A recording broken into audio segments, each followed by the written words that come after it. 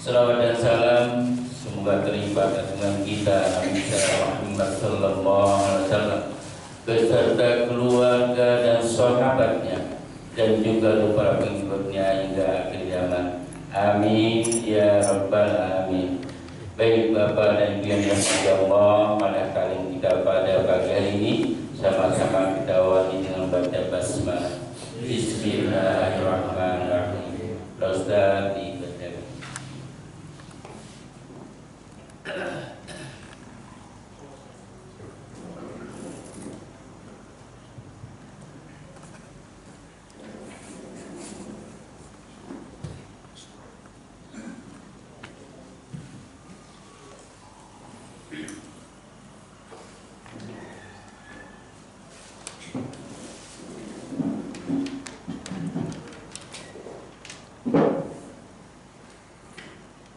Bismillahirrahmanirrahim.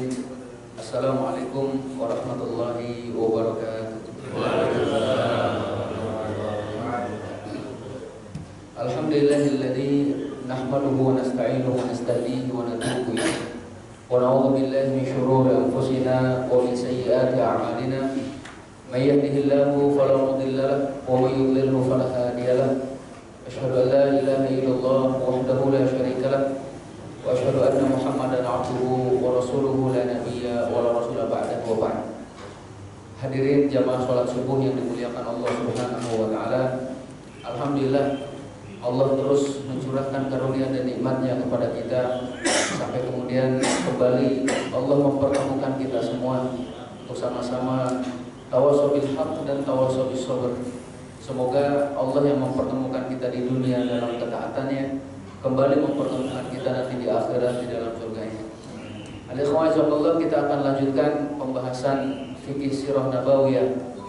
Pada bulan lalu kita menyampaikan berkenaan dengan dakwah Rasulullah Shallallahu Alaihi Wasallam ke Taif, di mana Rasulullah SAW tidak didengar perkataannya, bahkan sampai dilempari batu, berdarah kakinya, ya Allah.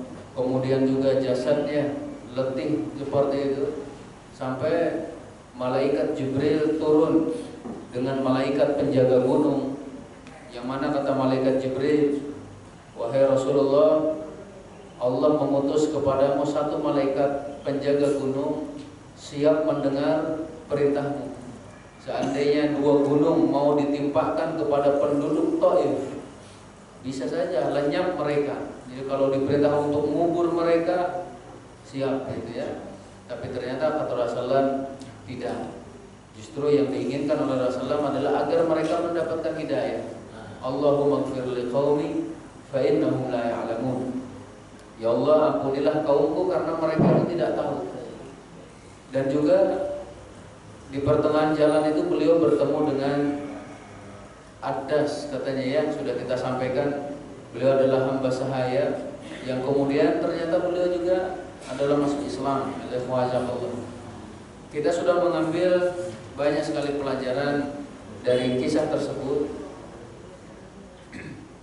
Dan di antara pelajarannya juga Bapak sekalian yang dimuliakan Allah Subhanahu wa taala, bahwa Rasulullah SAW pada waktu itu menerima hadiah dari kedua putra Rabi'ah, yaitu Syaibah dan juga Utbah, di mana dua orang ini mengirimkan anggur ya.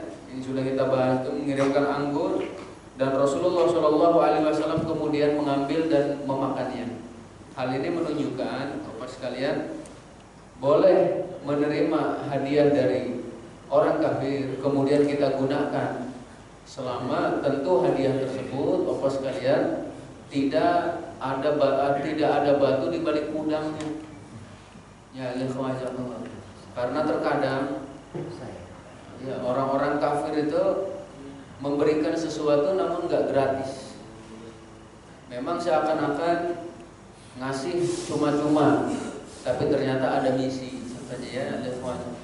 Nah di sini Rasulullah dalam keadaan diusir dari Taif, kemudian kelelahan, dikasih anggur, diterima. Nah, selanjutnya juga bahwa tadi Adas itu adalah budak dari salah satu dari Syaibah ataupun Utbah ini adalah kemudian masuk Islam, di mana beliau juga adalah mengenal Rasulullah Shallallahu Alaihi Wasallam dari kitab yang beliau baca, karena beliau termasuk ahli kitab dan beliau membaca dari kitab sebelumnya bahwa akan datang seorang Rasul dengan ciri-ciri seperti ini, dan beliau mengetahui inilah orang ini. Ditambah Rasulullah SAW bisa mengetahui dari mana asal adas ini contohnya, ataupun ketika disampaikan saya berasal dari negeri Syanu'ah contohnya, ataupun dari negeri ini, maka Rasulullah menyatakan negeri yang baik, di sana juga adalah tempat asal seorang nabi. Masya Allah, akhirnya beliau pun semakin bersimpati terhadap Rasulullah Shallallahu Alaihi Wasallam. Pelajaran selanjutnya kata Ibnu Qayyim al-Jauziyah Bapak sekalian dalam kitabnya Madarijus Salikin. Madarijus Salikin terdiri dari 3 jilid Bapak sekalian, masing-masing per jilidnya sekitar 500 halaman. Dan sekarang nampaknya sudah ada yang meringkasnya dan sudah diterjemahkan ke dalam bahasa Indonesia. Dari awal sampai akhir kitab Madarijus Salikin membahas iyyaka na'budu wa iyyaka nasta'in. 3 jilid itu ya. Karena memang induk daripada Al-Qur'an adalah surat Al-Fatihah. Nah, inti dari surat Al-Fatihah adalah iyyaka na'budu wa iyyaka nasta'in. Maka jika kita faham makna iyyaka na'budu wa iyyaka nasta'in, insyaallah faham makna Al-Fatihah, berarti faham makna keseluruhan Al-Qur'anul Karim. Masyaallah. Alhamdulillah. Barangkali kapan-kapan kalau memang masih ada kesempatan, kalau sirah sudah selesai contohnya, kita bahas Madarijus Salikin insyaallah. Alhamdulillah iyyakum. Kata Ibnu Qayyim, beliau menyatakan bahwa pokok bersopan santun terhadap Rasulullah Shallallahu Alaihi Wasallam adalah sikap menerima secara total dan juga patuh kepada perintahnya, membenarkan berita-berita yang disampaikannya, kemudian membenarkan Rasulullah Shallallahu Alaihi Wasallam tanpa adanya usaha untuk membandingkannya dengan khayalan manusia ataupun juga dengan pendapat-pendapat yang lain Bapak sekalian, atau juga tanpa adanya dorongan keraguan-raguan atau juga syakwa sangka dia kepada beliau, atau lebih mengedepankan pandangan dan khayalan pikiran tokoh-tokoh lain daripada perkataan Rasul. Itu tidak seperti itu. Akan tetapi kata Ibnu Qayyim, selayaknya dan sejatinya sebagai seorang muslim hendaknya bersikap monoloyalitas. Loyalitasnya itu hanya kepada Allah dan Rasulnya. Itu Allah. Jadi dia pasrah, menerima, patuh terhadap hukum yang ditetapkan oleh Rasulullah SAW, sebagaimana beliau pun mentauhidkan Allah Subhanahu wa Ta'ala. Kita hanya menyembah Allah tanpa menduakannya, maka kita pun taat kepada Rasulullah Sallallahu Alaihi Wasallam tanpa mendahulukan perkataan selainnya. Nah, disinilah salah satu konsekuensi asyhadu anna Muhammadar Rasulullah terbukti. Jadi siapapun yang sudah mengucapkan asyhadu an la ilaha illallah wa asyhadu anna Muhammadar Rasulullah, itu kan pasti ada konsekuensinya. Untuk masalah tauhid la ilaha illallah, konsekuensinya adalah tidak menduakan Allah, tidak mensyirikatkan Allah, gitu ya, tidak menyekutukan Allah dengan makhluknya. Kemudian juga hanya menetapkan bahwa Allah lah yang berhak untuk disembah. Sedangkan syahadat kita Muhammadur Rasulullah adalah kita mengedepankan perkataan beliau dari seluruh perkataan, mengedepankan kecintaan beliau dari seluruh kecintaan, membenarkan setiap berita yang disampaikannya, tunduk patuh dengan perintahnya dan selanjutnya. Dan inilah juga Bapak sekalian bukti nyata kecintaan seorang muslim terhadap Rasulullah Shallallahu Alaihi Wasallam. Terlebih hari ini barangkali ataupun akhir-akhir ini ya, bulan ini kita diingatkan dengan kelahiran Nabi Muhammad Shallallahu Alaihi Wasallam. Maka yang lebih dituntut Bapak sekalian, kita kenal siapa Rasulullah, bagaimana perjuangan beliau, kita ikuti Bapak sekalian ya, dan juga kemudian kita cintai beliau. Alhamdulillah. Pelajaran selanjutnya juga Bapak sekalian yang dimuliakan Allah Subhanahu wa Ta'ala, bahwasannya malaikat itu banyak dan tidak ada yang mengetahui jumlah malaikat kecuali Allah. Wa ma ya'lamu junuda rabbika illa huwa. Tidak ada yang mengetahui tentara-tentara Allah kecuali Allah sendiri. Termasuk tentara Allah adalah malaikat.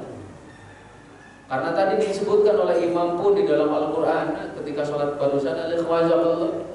Jadi Allah bisa saja menurunkan 3.000 malaikat sebagai bala bantuan kepada kalian ketika berperang. Nah, ini adalah tentara Allah. Dan setiap harinya ada 30.000 malaikat memasuki Baitul Ma'mur, tidak keluar untuk selama-lamanya, tidak keluar selama-lamanya. Itu seharinya. Dan dari penciptaan Baitul Ma'mur sampai saat ini udah berapa ratus ribu tahun. Wallah alam bisa. Kita tidak mengetahuinya. Di antara malaikat itu juga ada yang ditugaskan untuk menjaga gunung.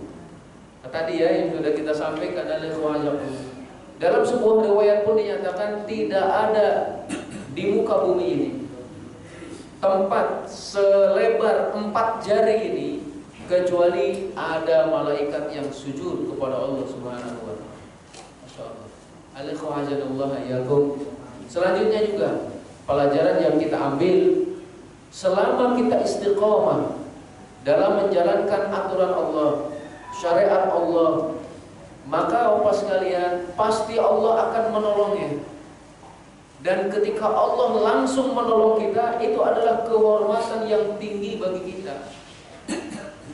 Ketika Nabi Ibrahim akan dilemparkan ke dalam api, kemudian ditawarkan oleh malaikat Jibril, "Wahai Ibrahim, kamu perlu bantuan aku enggak?" Kata Nabi Ibrahim, "Kalau kamu, aku enggak perlu. Cukuplah Allah," kata beliau. "Hasbi Allah wa ni'mal wakil." Ternyata benar Allah langsung nolongnya tanpa perantara yang lain. Wa qulna ya naru kuni bardan wa salaman ala Ibrahim. Kami katakan kata Allah, "Wahai api, jadilah kamu dingin, selamat bagi Ibrahim." Nabi Muhammad SAW ketika akan perang ditakut-takuti oleh sebagian orang, itu azakumullah ya, innan nasa qad jama'u lakum fakhshawhum fazaduhum imana, bahwa manusia itu sudah menambah kekuatan mereka itu, maka takutlah terhadap kekuatan mereka. Tapi kata Rasulullah SAW, hasbunallah wa ni'mal wakil. Jadi perkataan ini diucapkan oleh Nabi Ibrahim, diucapkan pula oleh Nabi Muhammad SAW. Allah turunkan bala tentaranya. Masya Allah. Alaikumsalam. Begitu juga dengan kita. Ya, Allah pasti akan menolong siapa yang menolong agamanya. Dan ingat, tentara Allah itu banyak. Bisa jadi Allah menurunkan burung seperti yang terjadi pada tentara bergajah, atau menurunkan puting beliung seperti yang diturunkan kepada kaum Nabi Hud, contohnya kepada kaum 'Ad, kepada kaum Samud, ataupun juga petir gitu ya, halilintar yang menggelegar menjadikan jantung mereka itu copot. Nauzubillah min dzalik. Itu semua tentara Allah Subhanahu wa taala. Dan juga Bapak sekalian, bisa jadi bentuk pertolongan Allah kepada seorang hamba yang dicintainya bukan dalam gambaran duniawi. Dalam arti bisa jadi orang tersebut terbunuh, tapi hakikatnya itulah kemenangan yang nyata. Masya Allah. Bukankah banyak di antara kaum muslimin dan kita semuanya menginginkan untuk mati di jalan Allah? Maka cara untuk meninggal di jalan Allah harus ada yang membunuh. Maka Allah memberikan pertolongan untuk menggapai cita-citanya. Seorang sahabat, contohnya Khubayb bin Adi, ketika beliau ditusuk oleh orang kafir, beliau menyatakan, "Fuztu wa rabbil Ka'bah." Aku berhasil demi Rabb Ka'bah, kata beliau. Jadi tidak menyatakan aku kalah, enggak, fuztu, aku berhasil. Masya Allah. Kemudian Ashabul Ukhdud yang dilemparkan ke dalam api yang berkobar seperti itu, Allah menyatakan bagaimana? Dzalika huwal fawzul kabir. Itulah kemenangan yang agung, kemenangan yang besar. Masya Allah. Rasulullah SAW memang dilempari batu, berdarah-darah tubuhnya, akan tetapi inilah permulaan kemenangan beliau. Masya Allah. Pelajaran selanjutnya juga, Bapak sekalian, ketika Rasulullah SAW dalam perjalanan pulang ke Taif, karena beliau ke Taif itu dengan jalan kaki, Bapak sekalian. Ya, jadi diriwayatkan itu dengan jalan kaki, tidak menggunakan unta, apalagi Toyota, Bapak sekalian. Dan dari Mekah ke Taif itu sekitar 70 km. Berarti anggaplah dari Karangtengah ini ke mana berarti? Ke Bogor. Nah, jalan kaki Bapak sekalian. Coba sekali-kali nanti jamaah istiqomah jalan kaki. Jangan bawa payung. Ya, ada macam tuh. Nah, jangan pakai alas kaki boleh lah gitu ya. Pakai alas kaki boleh, tapi jangan bawa payung lah gitu. Biar panasnya ngerasain. Padahal panasnya kita masih di bawah, panasnya di sana. Kita masih banyak pohon-pohonan. Rasulullah berjalan dari Mekah menuju Taif untuk berdakwah, ternyata dibalas dengan lemparan batu. Pulanglah Rasulullah SAW dengan berjalan kaki. Ada yang menyatakan juga orang-orang yang melempari Rasulullah SAW itu memperhatikan kaki mana yang diangkat. Kalau kaki kanan yang diangkat, itu yang dilempar. Kaki kiri yang diangkat, itu yang dilempar. Masya Allah, di pertengahan jalan, beliau pun segera mengadu kepada Allah Subhanahu wa Ta'ala, karena 70 km itu kan kalau dengan jalan kaki kira-kira berapa jam ya? Kalau 1 jamnya 4 km. Dulu waktu saya jalan kaki dengan santri-santri itu, kita hitung gitu ya, karena masih muda-muda, 1 jam bisa 4 km bahkan sampai 5. Tapi kalau udah agak tuaan ya mungkin makin melambat kan jalannya. Coba aja dibagi ya, 70 kilo dibagi, anggaplah dibagi 5 gitu. Jadi berapa? 14 jam. Oh, 14 jam Bapak sekalian. Rasulullah masuk di keheningan malam pada waktu itu. Apa yang dilakukan oleh beliau? Qiyamul lail.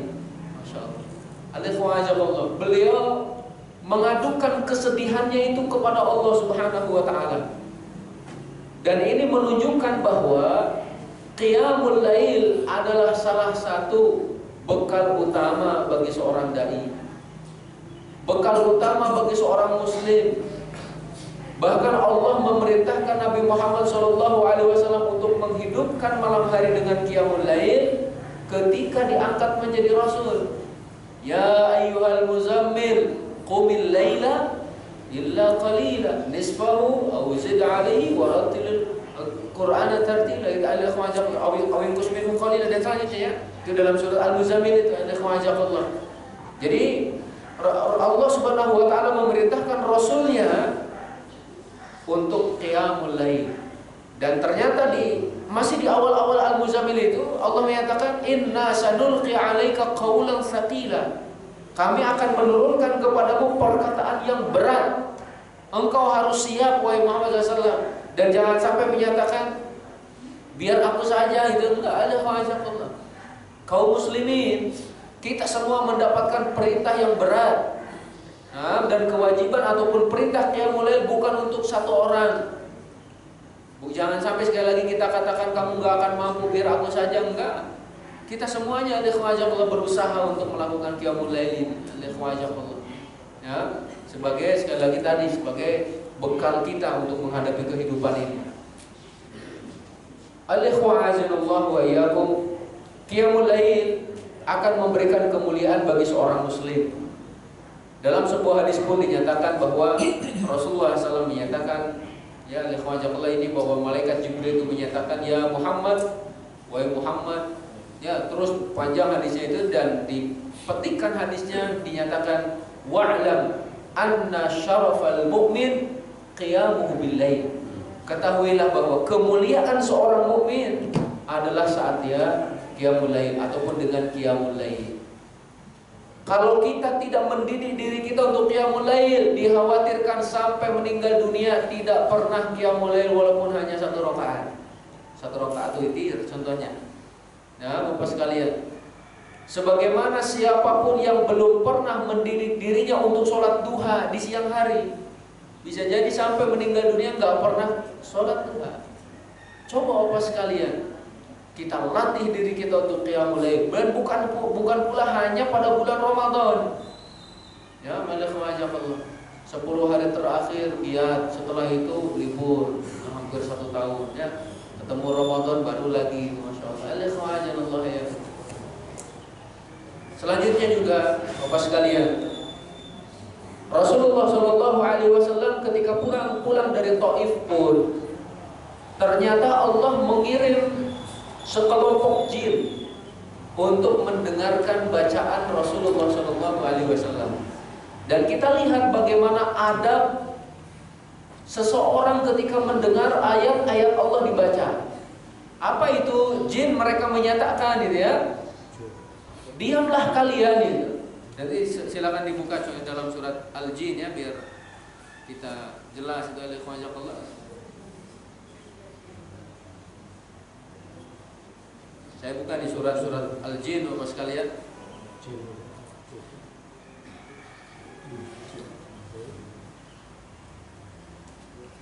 Nah, Allah di sini.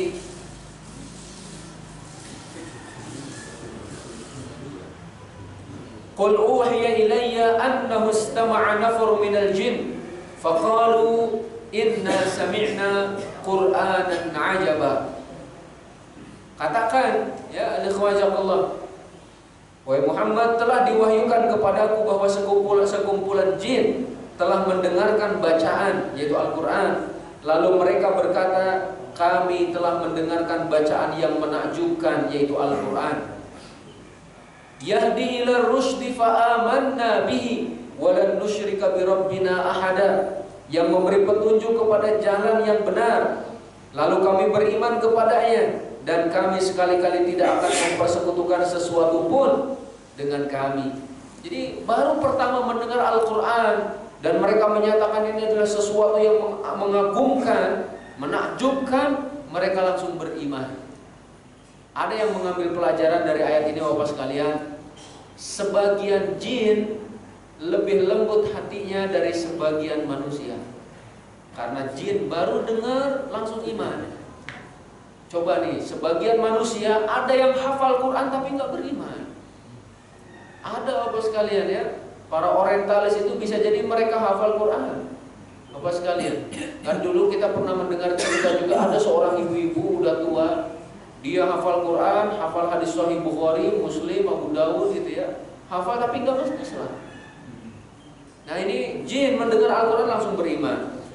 Selanjutnya juga Bapak sekalian bahwa jin itu ya memberikan nasihat kepada yang lainnya ketika dibacakan Al-Quran itu, diam gitu ya, dengarkan itu Allah.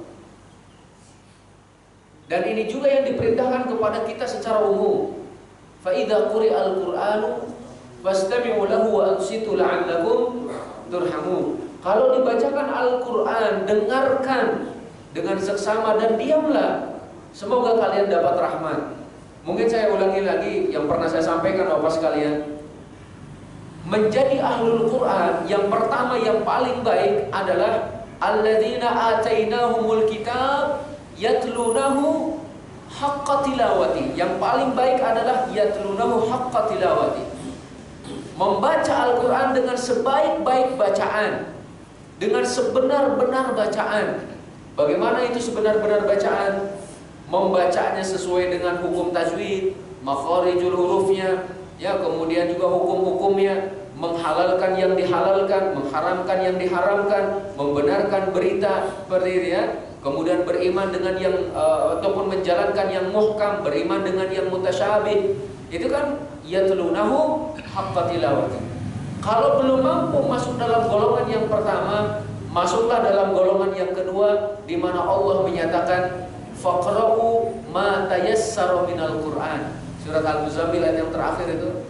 Bacalah apa yang mudah bagimu dari Al-Qur'an. Bapak-bapak kalau dimudahkan oleh Allah dalam satu hari membaca 5 juz, bacalah.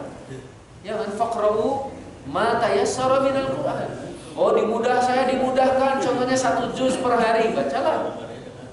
Oh saya dimudahkannya setengah juz, bacalah. Ada yang dimudahkan Membacanya itu adalah contohnya seperempat juz, bacalah itu Bapak sekalian. Faqra'u ma tayassara minal Qur'an, jangan sampai setiap hari berlalu tidak ada ayat Al-Qur'an yang tidak terbaca. Nah, dan yang ketiga, kalau kita tidak mampu masuk dalam kelompok yang kedua Bapak sekalian, masuklah dalam kelompok yang ketiga. Apa itu? Wa idza fa idza quri'al Qur'anu fastami'u lahu wa ansitu la'allakum turhamun.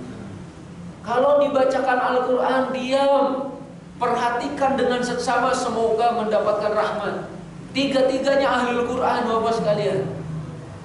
Kalau kita lagi semangat, kita lagi naik keimanannya, coba berusaha untuk menjadi orang yang membaca Al-Quran dengan sebenar-benar bacaan. Lagi turun dikit, jadilah orang yang membaca Al-Quran apa yang dimudahkan oleh Allah bagi kita. Tapi kalau lagi turun juga dengerin Bapak sekalian di mobil itu ya, dengerin ayat-ayat Al-Quran ya Bapak sekalian. Ada yang lagi jogging ya, jangan dengerin musik lah, dengerinnya Al-Quran sana itu Bapak sekalian.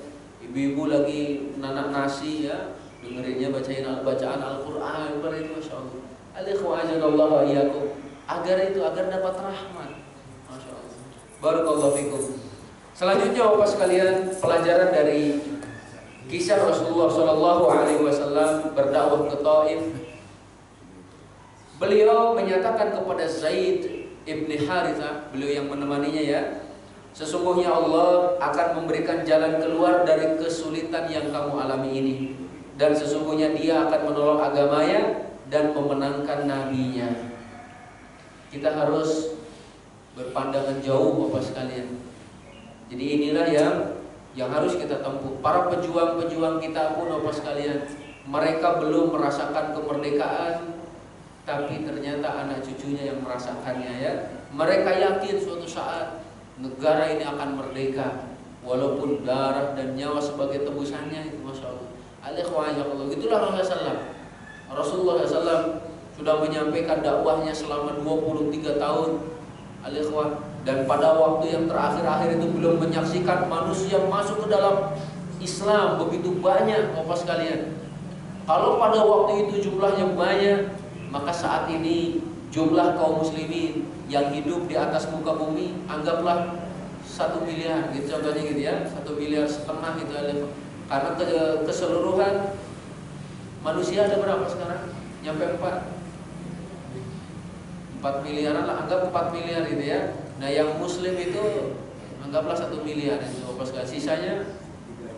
Sisanya non muslim. Jadi dari keseluruhan penduduk dunia anggaplah muslimnya itu berarti berapa persen?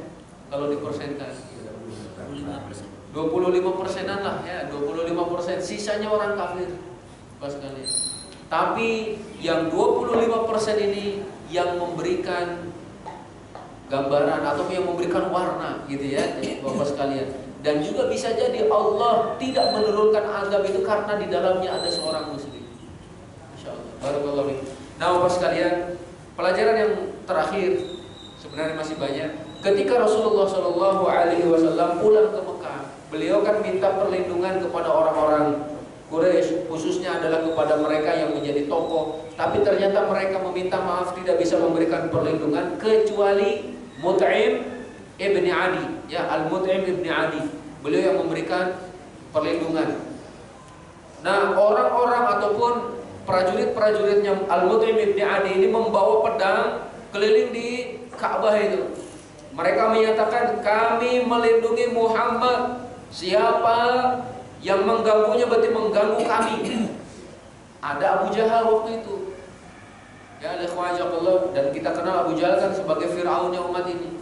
Wahai kalian ya, kaum Al-Mut'im ibn Adi, kamu melindungi Muhammad itu karena kalian beriman atau sekedar beriman atau sekedar melindungi?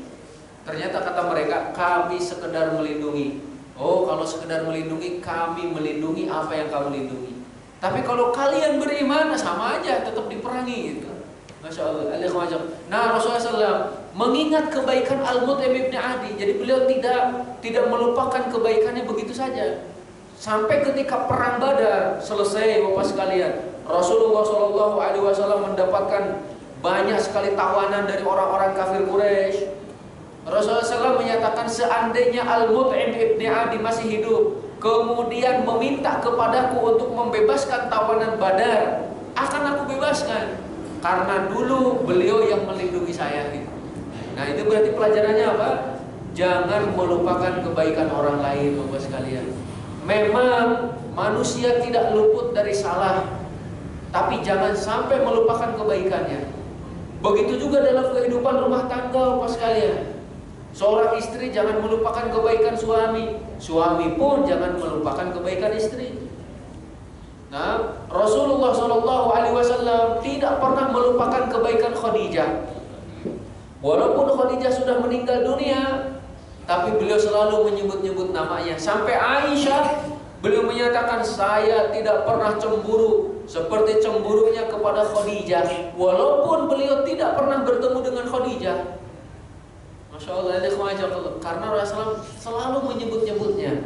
Sampai pada suatu hari Rasulullah SAW karena banyak menyebut Khadijah, kata Aisyah radhiyallahu anha, ya Rasulullah, kenapa engkau masih menyebut saja wanita tua dari Quraisy itu? Bukankah Allah telah memberikan yang terbaik untukmu, gitu ya, memberikan ganti yang terbaik untukmu? Rasulullah SAW memerah mukanya kemudian menyatakan, demi Allah, Allah tidak memberikan pengganti yang terbaik untukku selain dirinya. Allah, ya, kata Rasulullah SAW ini ya, jadi Khadijah itu telah beriman kepadaku ketika manusia kufur. Kemudian Khadijah memberikan bantuan dengan hartanya ketika manusia enggan memberikan hartanya. Kemudian dari Khadijah pun aku diberikan anak, dan dari seluruh istri yang lain aku tidak diberikan anak. Masya Allah, jadi selalu mengingat kebaikannya. Rasulullah SAW juga menyatakan dalam hadis lain, wanita itu adalah orang yang paling banyak kufur kepada suaminya. Itu adalah. Jadi Rasulullah menyatakan ya, aktsaru ahlin nar, jadi penduduk neraka yang paling banyak itu kan perempuan, kata Rasulullah. Yakfurna, kata Rasulullah, mereka itu kufur. Akan tapi bukan kufur kepada Allah, akan tapi yakfurnal ashir. Akan tapi mereka kufur terhadap suaminya, tidak pandai berterima kasih. Jika suaminya telah berbuat baik seumur hidupnya, kemudian dalam satu hari saja ada kekeliruan dari suaminya, istrinya itu menyatakan, saya tidak pernah mendapatkan kebaikan dari dirimu. Masya Allah. Seumur hidup berbuat baik, satu kali salah udah dicap kamu nggak pernah berbuat baik. Nah inilah yang dinamakan yakfurnal ashir. Atau sebaliknya suami kepada istri itu apa sekalian? Istri itu sudah menyetrika bajunya, mencucikan, melahirkan anak-anaknya, membesarkan, mendidik itu, tapi ternyata tidak diingat juga kebaikannya itu, Masya Allah ya. Sama-samalah kita saling menghormati Bapak sekalian. Dan ini juga yang akan melanggengkan kasih sayang di antara suami dan istri, insya Allah. Nah, itu adalah peristiwa dakwah Rasulullah ke Taif, yang kemudian Bapak sekalian kita akan lanjutkan dengan peristiwa setelahnya, yaitu adalah peristiwa Isra dan Mi'raj. Dan di sini saya tidak akan menceritakan secara detail karena itu ada di dalam buku-buku fikih, dalam buku-buku sirah. Silakan dalam buku sejarah Nabi SAW dibaca. Nah, yang kita lebih perdalam Bapak sekalian adalah pelajaran daripada Isra dan Mi'raj itu. Sering sekali dibahas ya ketika peringatan Isra Mi'raj, disampaikan ceritanya. Lalu apa pelajaran dari Isra Mi'raj itu? Ya, Allah. Jadi Bapak sekalian yang dimuliakan Allah Subhanahu wa taala, Isra dan Mi'raj adalah salah satu mukjizat terbesar yang diterima oleh Nabi Muhammad SAW. Saya ingatkan lagi dengan perkataan Imam Syafi'i. Beliau pernah menyatakan seperti ini, kurang lebihnya, tidak ada satu mukjizat seorang nabi pun kecuali Rasulullah SAW diberi yang semisalnya atau bahkan yang lebih baik darinya. Kalau ada yang bertanya, bukankah dulu Nabi Musa alaihissalam, ya, Nabi Musa bisa melemparkan tongkat contohnya, kemudian berubah menjadi ular, atau membelah lautan dengan tongkatnya itu sehingga menjadi jalan Bapak sekalian yang bisa dilewati. Maka Bapak sekalian, Nabi Muhammad SAW juga diberi hal yang semisal bahkan lebih baik. Nabi Musa membelah lautan, Nabi Muhammad SAW membelah bulan. Coba mana yang lebih hebat? Membelah lautan yang ada di bumi atau membelah bulan yang ada di langit? Masya Allah, ini kan mujizat Rasulullah. Kemudian kalau dulu Nabi Isa alaihissalam mengusap seseorang yang buta dari lahir, tiba-tiba bisa melihat. Orang yang sudah mati menjadi hidup. Lalu apa mukjizat yang diberikan kepada Nabi Muhammad SAW? Diberikan kepadanya Al-Quran, yang dengannya mata yang buta bisa melihat, ya, yang dengannya hati yang buta bisa sadar, Bapak sekalian, dan orang yang sudah mati hatinya bisa hidup kembali. Mana yang lebih mulia? Hidupnya jasad ataukah hidupnya hati? Tentunya adalah hidupnya hati yang lebih mulia. Nabi Sulaiman bisa menundukkan angin, yang mana perjalanan di pagi hari setara dengan perjalanan 1 bulan, perjalanan di sore hari sama dengan perjalanan 1 bulan, dan perjalanan beliau tidak menggunakan sajadah, Bapak sekalian. Jadi kalau yang bisa menundukkan angin, terbang di angkasa menggunakan sajadah, itulah Aladin, dan itu fiksi gitu ya. Nabi Sulaiman tidak seperti itu. Perjalanannya begitu cepat, menundukkan angin dengan izin Allah. Rasulullah SAW diberikan mukjizat Isra dan Mi'raj. Apanya? Al-Khwajakallah, dari Masjidil Haram ke Masjidil Aqsa sekitar 700 km.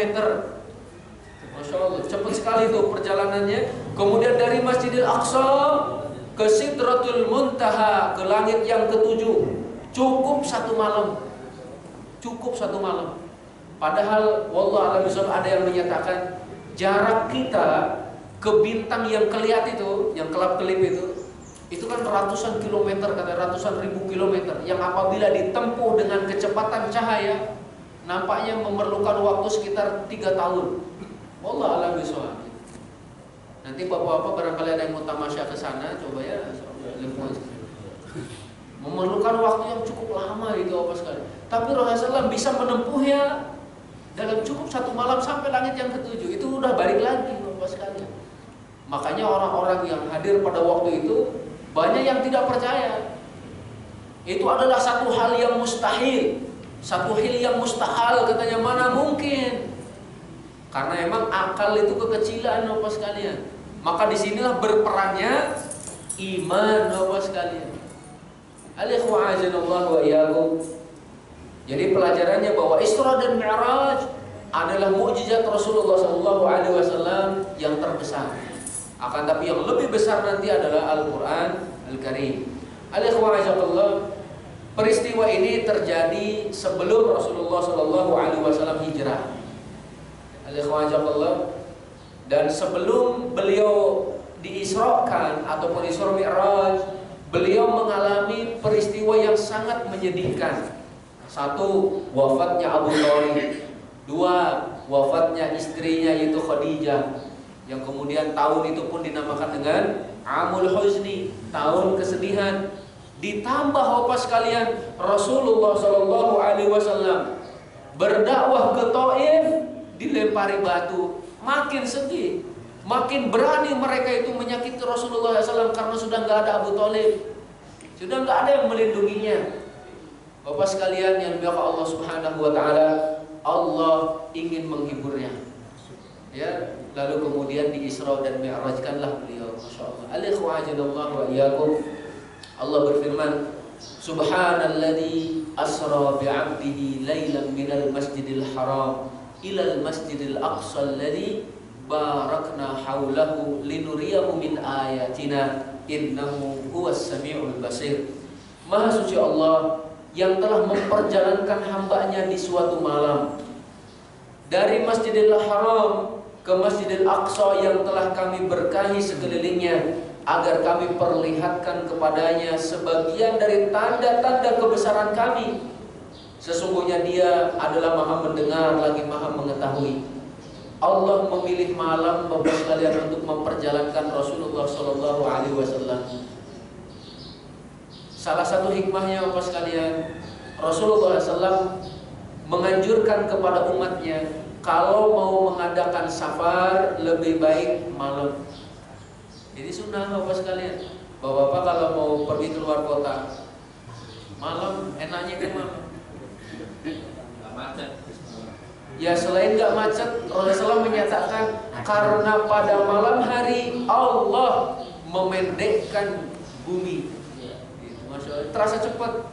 Coba aja bawa Bapak ya ke Jawa gitu, malam hari terasa kok cepat gitu Masya Allah. Tapi kalau siang hari, itu terasa ya,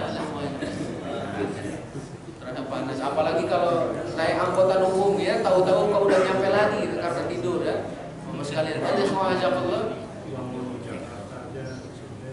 Ya. Jadi Allah memilih waktu malam. Maha suci Allah yang telah memperjalankan hambanya pada suatu malam. Di sini Allah menyebutkan hamba. Sudah saya sering menyampaikan Bapak sekalian, predikat manusia paling tinggi di hadapan Allah ketika menjadi hamba, bukan ketika menjadi kepala negara, bukan menjadi raja, bukan menjadi profesor, doktor, insinyur dan sebagainya, tapi predikat seorang hamba yang paling tinggi di hadapan Allah ketika menjadi hamba. Subhanalladzi asra bi 'abdihi. Allah tidak menyatakan subhanalladzi asra bi rasulihi, subhanalladzi asra bi Muhammadin, tidak, subhanalladzi asra bi 'abdihi. Dengan hambanya, Masya Allah, pada suatu malam dari Masjidil Haram ke Masjidil Aqsa. Pelajarannya apa lagi Bapak sekalian? Bahwa masjid yang paling istimewa bagi kaum muslimin, di mana mereka tidak boleh mengadakan perjalanan dengan bersusah-susah untuk mencapainya kecuali menuju 3 masjid: Masjidil Haram, Masjid Nabawi, dan juga Masjidil Aqsa. Pelajaran selanjutnya, Masjidil Aqsa adalah bagian dari kaum muslimin. Maka kalau saat ini dikuasai oleh Yahudi, kita harus berusaha bagaimana caranya mengembalikan kepakuan kaum muslimin. Kita sangat senang jika Allah memberikan kesempatan untuk sholat di Masjidil Aqsa. Tapi kita juga merasa sedih karena masih dikuasai juga oleh orang-orang Zionis. Berusahalah, berdoalah Bapak sekalian agar Masjidil Aqsa kembali ke pangkuan kaum muslimin, yang kita nanti sholat di dalamnya, kita beribadah kepada Allah di dalamnya. Kalau di Masjidil Haram, 1 kali sholat lebih baik dari 100.000 kali sholat. Kalau di Masjid Nabawi 1000, kalau di Masjidil Aqsa 500. Bapak sekalian, kalau di Masjid Kubah Emas sama dengan Masjid Istiqomah di sini ya. Jadi tidak ada keistimewaan khusus. Karena sebagian orang, wallah alam bisawab, ada yang menyatakan istimewa katanya gitu ya. Tidak, sama aja Bapak sekalian. Ya. Barakallahu fikum. Selanjutnya Bapak sekalian, yang dimuliakan Allah Subhanahu wa taala, kita lihat berkenaan dengan Isra dan Mi'raj. Diriwayatkan dari Anas ibni Malik, dari Malik ibni Sa'su'ah radhiyallahu anhu. Ini dalam riwayat Bukhari dan Muslim ya, saya bacakan. Bahwa Rasulullah menyatakan, ketika saya berada di Hijr Ismail, bayangkan Bapak sekalian di Hijr Ismail itu, dalam keadaan berbaring dengan berbantalkan selendang beliau itu, tiba-tiba ada yang menghampiriku sambil berkata, dan aku mendengar ucapannya yang mengatakan, bedahlah bagian sini hingga bagian sini. Jadi sebelum diisrokan itu dibedah lagi itu. Makanya para ulama berbeda pendapat berapa kali dibedahnya. Ada yang menyatakan 2, ada yang menyatakan 3, ada yang menyatakan lebih dari itu. Tapi yang kita lihat 2 kali. Yang pertama adalah ketika masih kecil, saat bersama Halimatus Sa'diyah ya, beliau main, yang sudah kita sampaikan dulu.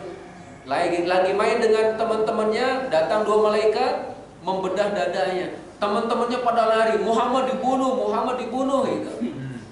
Sehingga Rasulullah pulang ke rumahnya Halimatus Sa'diyah, wajahnya udah pucat. Halimah ketakutan, segera dikembaliin. Padahal sebelumnya sudah meminta, biarkan bersama kami karena mendapatkan banyak sekali keberkahan.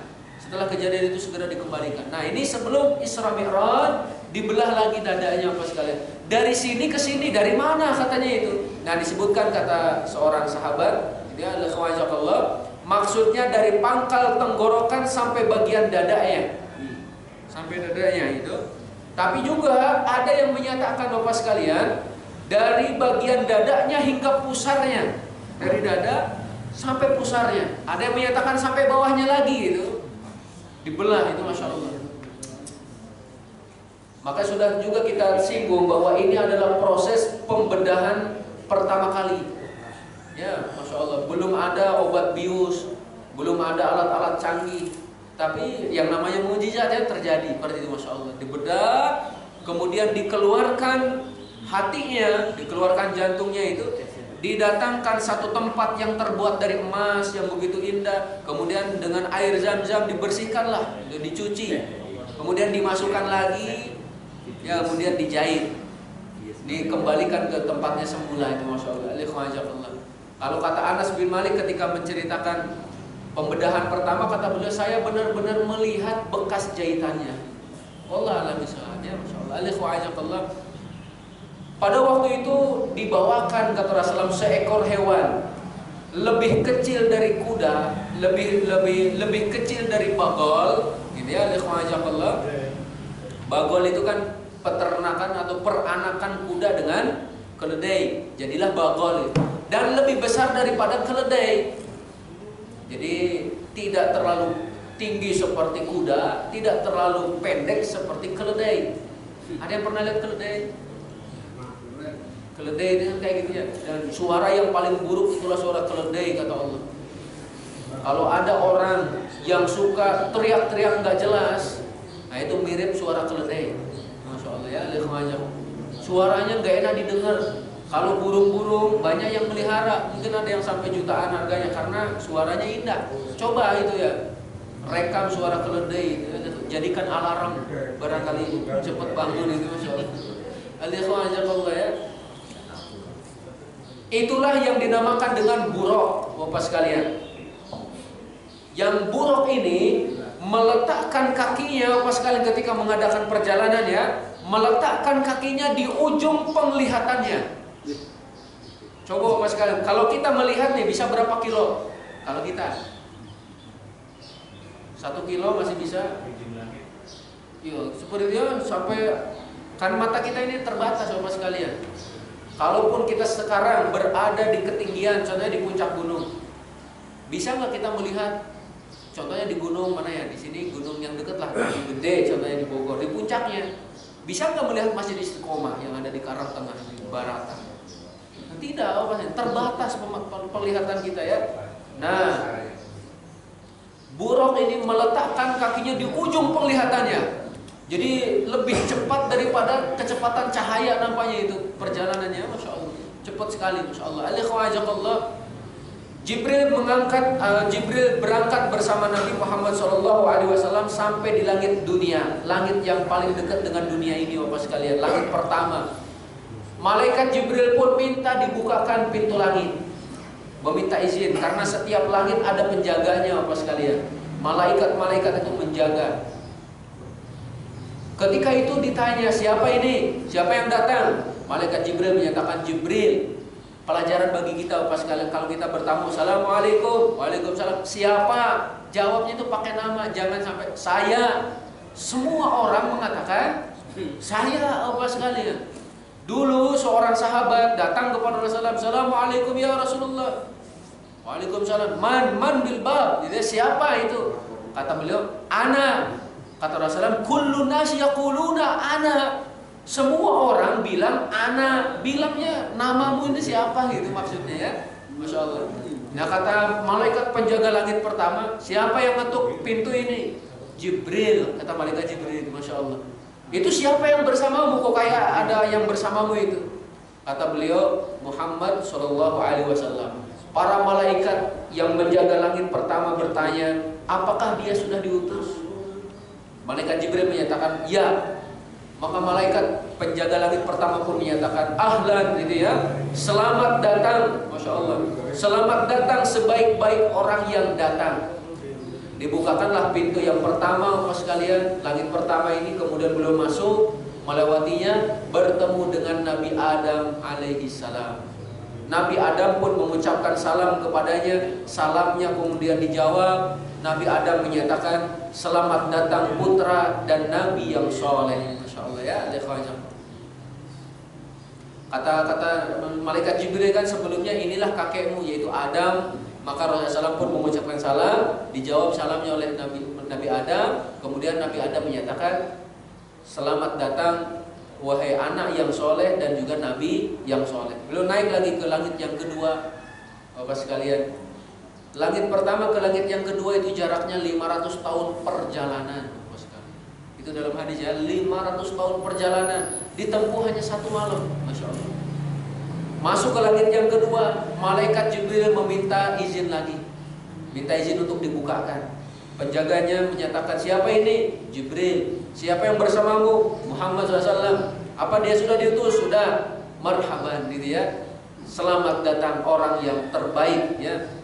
Sebaik-baik orang sudah datang, gitu ya. Dibuka, melewati pintu yang kedua, langit yang kedua. Beliau bertemu dengan Yahya dan Isa. Masya Allah.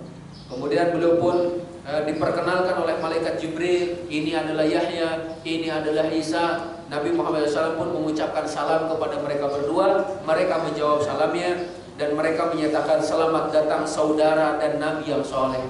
Marhaban bi akhin soleh, bi akhin wa nabiyyin soleh, gitu ya, Masya Allah.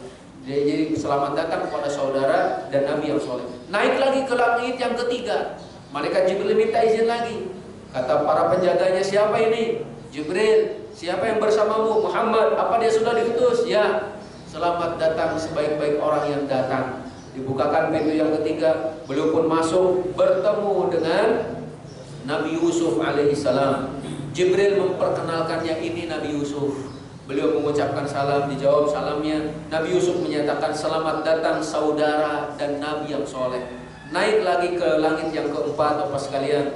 Ya, beliau meminta izin lagi untuk dibukakan pintu. Penjaganya bertanya, siapa ini? Jibril. Siapa yang bersamamu? Muhammad. Apa dia sudah diutus? Sudah diutus. Selamat datang sebaik-baik orang yang datang. Insyaallah. Disambut dengan gembira itu.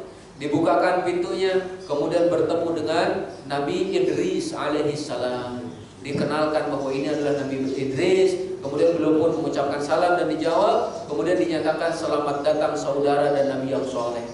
Naik kepada langit yang kelima, malaikat Jibril meminta izin dan selanjutnya ya, setelah dibukakan bertemu dengan Nabi Harun, Bapak sekalian. Dikenalkan, mengucapkan salam, dijawab salamnya. Kata Nabi Harun, selamat datang saudara dan Nabi yang soleh. Naik lagi ke langit yang keenam, Bapak sekalian, minta izin, diizinkan seperti itu ya. Kemudian bertemu dengan Nabi Musa alaihissalam. Dikenalkan ini Nabi Musa. Kemudian juga beliau mengucapkan salam, dijawab salamnya, selamat datang saudara dan Nabi yang soleh. Ketika beliau meninggalkan Nabi Musa menangis.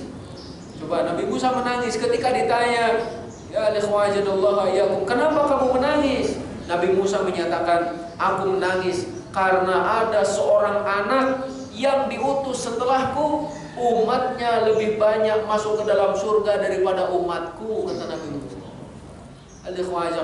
Beliau naik ke langit yang ketujuh, Bapak sekalian, minta izin untuk masuk, diizinkan. Kemudian beliau bertemu dengan Nabi Ibrahim alaihissalam. Masya Allah, dikenalkan, inilah bapakmu, ya, inilah Ibrahim. Kemudian beliau mengucapkan salam. Kemudian juga dijawab salamnya ya. Sampai kemudian Nabi Ibrahim pun menyatakan, selamat datang anak dan Nabi yang soleh. Kemudian dibawa lagi naik ke Sidratul Muntaha, Bapak sekalian. Allah alam bisawab ya. Sidratul Muntaha disebutkan di dalamnya terdapat pohon-pohon yang besar yang dedaunannya selebar telinga gajah. Seraya berkata, ini adalah Sidratul Muntaha yang memiliki 4 aliran sungai, 2 sungai batiniah dan 2 sungai lahiriah. Ada yang menyatakan 2 batiniah itu nanti yang ada di dalam surga, sedangkan 2 lahiriah itulah sungai Nil dan sungai Yufrat, katanya. Insyaallah. Alaikumsalam. Bayangkan ya, di ketinggian sana, Bapak sekalian, ada pohon-pohon yang begitu besar. Alaikumsalam. Ini kan gambaran suatu saat nanti insyaallah kita masuk ke dalam surga, banyak pohonannya. Makanya dinamakan dengan jannah. Jannah itu kan artinya kebun, Bapak sekalian. Banyak pepohonannya, dinamakan dengan jannah. Juga ada yang menyatakan karena rindangnya itu saling menutupi satu yang lainnya, satu dengan yang lain saling menutupi. Masya Allah. Alaikumsalam ya. Sampai kemudian Rasulullah SAW disuguhkan khamar dengan susu, silahkan kamu pilih. Ternyata Rasulullah memilih susu, dan Rasulullah dikatakan hudita lil fitrah, kamu sudah ditujukan kepada fitrah, dan begitulah juga dengan umatmu. Lalu pas kalian diwajibkanlah sholat 50 waktu. Nah kemudian beliau turun sampai ketemu Nabi Musa, langit ke berapa? Langit ke-6. Langit ke-7 lewat. Langit ke-6 ketemu Nabi Musa, ditanya, apa yang diwajibkan kepadamu? Sholat 50 waktu. Balik lagi, katanya mintain lagi, kita diringankan lagi. Minta diskon. Soalnya saya sudah mencoba kepada umat sebelummu, nggak mampu. Naik lagi. Dikurangi 10, turun lagi. Langit ke-7 lewat, langit ke-6, apa yang diwajibkan? 60 sholat, 40 sholat. Minta lagi kekurangannya ya, biar dikurangi. Balik lagi. Turun lagi itu ya. Berapa sekarang? 30 sholat. Minta lagi dikurangi, diringankan. Balik lagi itu Bapak sekalian. Sampai kemudian diwajibkan 10 sholat. Kata Nabi Musa, minta keringanan lagi. Balik lagi Bapak sekalian. Ketika turun, diwajibkan 5 kali sholat. Kata Nabi Musa, balik lagi minta diringankan. Kata Rasulullah, saya sudah malu. Masya Allah ya. Malu minta-minta terus, Masya Allah ya, minta balik-balik terus kita Allah, sampai kemudian diwajibkan sholat 5 waktu. Ini dulu Bapak sekalian yang dapat kita sampaikan. Insya Allah pertemuan yang akan datang kita akan ambil pelajaran dari Isra dan Mi'raj ya. Bapak sekalian, kurang dan lebihnya mohon maaf. Kalau ada yang mau ditanyakan dulu, alhamdulillah, saya kembali tadi pada undangan Al-Khalid yang kami menyampaikan pelajarannya pada pagi hari ini, yaitu terkait masalah perjuangan Rasulullah di Taif yang begitu berat. Karena beratnya sampai-sampai berkata Rasul dan orang-orang yang bersamanya, bilakah datangnya pertolongan Allah? Kata Allah, ala inna nasrullahi qarib, sesungguhnya pertolongan Allah sangat dekat. Mudah-mudahan apa yang telah disampaikan akan meningkatkan keimanan dan ketakwaan kita pada Allah Subhanahu wa taala. Sebelum sesi tanya jawab, kita dengarkan pengumuman dari Ketua DKM. Bismillahirrahmanirrahim. Assalamualaikum warahmatullahi wabarakatuh. Saudara sekalian, ada beberapa pengumuman yang akan saya sampaikan. Yang pertama, dalam minggu-minggu ini tadi Ustaz menceritakan tentang negara Palestina, dan negara Palestina dalam minggu ini terus diserang oleh Zionis Israel, yang mereka sudah terburuk diserang, dan yang dihancurkan adalah fasilitas umum serta tempat-tempat ibadah dan orang-orang yang dianggap teroris dengan mereka. Dan di tengah malam mereka menyerang. Sudah banyak korban yang meninggal serta yang luka-luka. Dan terakhir ada 2 rumah yang berjauhan dihancurkan oleh 2 rudal, masing-masing 2 rudal, dan rumah itu menjadi kawah sedalam 12 meter kurang lebih, menurut informasi dari saudara kita yang ada di Gajah sana. Oleh karena itu, marilah nanti sebelum kita tutup kita berdoa untuk keselamatan saudara-saudara kita. Mungkin kalau mungkin yang punya dana bisa kita donasi untuk kebutuhan mereka. Kemudian pengumuman kedua adalah kami atas nama pengurus mengucapkan terima kasih kepada ibu-ibu majelis taklim, terutama tim Nasi Kotak Jumat Barokah. Masjid ini telah menerima 2 kali Jumat, yaitu Nasi Kotak Jumat Barokah. Kami mengimbau kepada para jamaah, bagi yang mereka ingin berpartisipasi dapat mengirimkan secara pribadi nasi kotak, silakan, maupun kalau berupa mentahnya silakan hubungi tim nasi kotak dari ibu-ibu majelis taklim yang dipimpin oleh Ibu Wajah, Ibu Salim dan Ibu Silva. Selanjutnya tetangga kita, Masjid Al-Muhajirin mengundang kita untuk hadir di Maulid Nabi pada jam 8 nanti. Kehadiran saudara jamaah diharapkan untuk meramaikan serta mengingat terhadap Rasulullah SAW. Demikian yang dapat kami sampaikan. Wassalamualaikum warahmatullahi wabarakatuh. Waalaikumsalam. Baik, masih ada pertanyaan? 1, 2.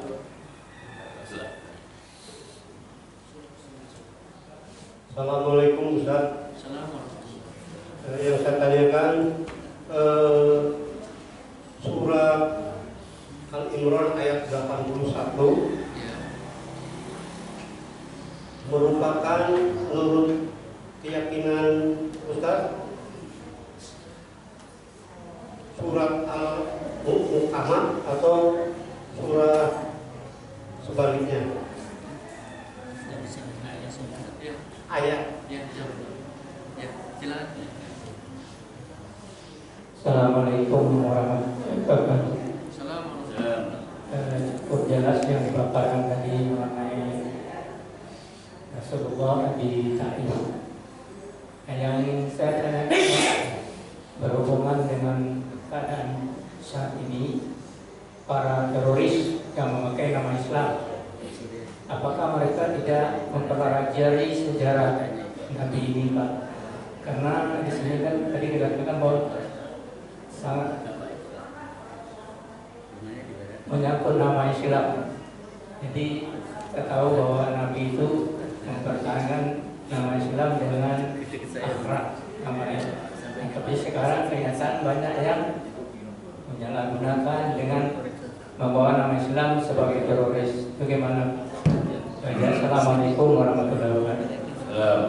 Saya lagi cukup. Jazakallah khair. Yang pertama, surat Al-Imran ayat 81 itu ayat muhkamat ya, ayat muhkamat. Jadi sudah jelas Allah mengambil janji kepada seluruh nabi sebelum Nabi Muhammad SAW.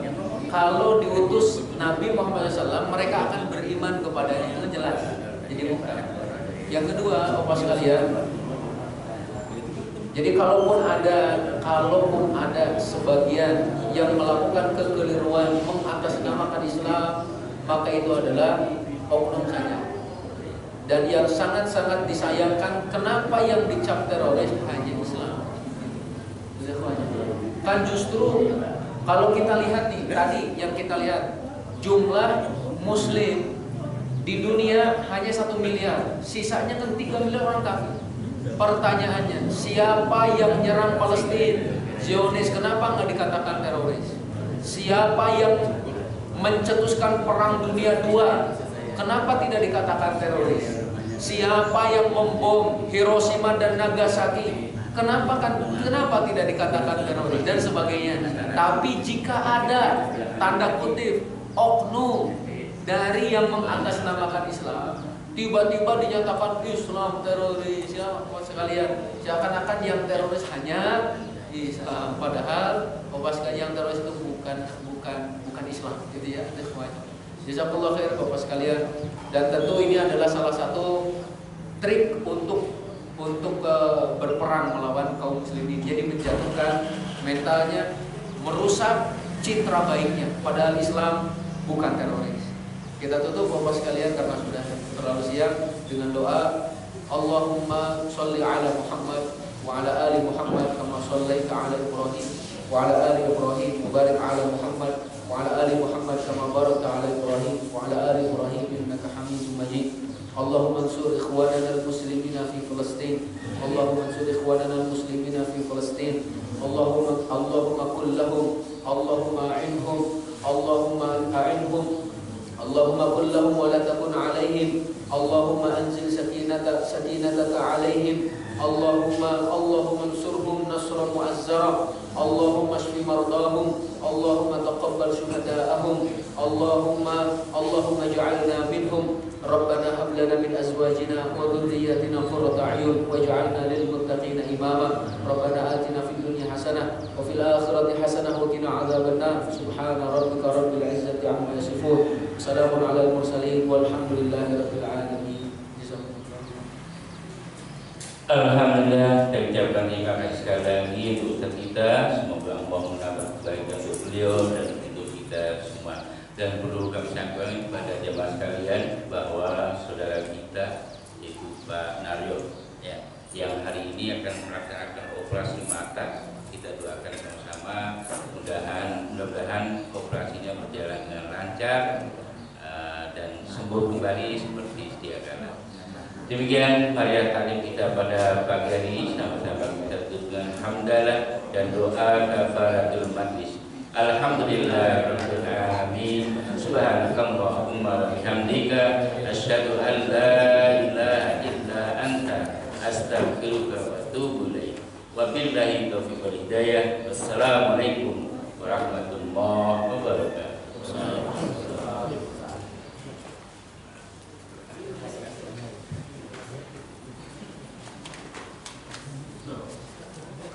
Oh.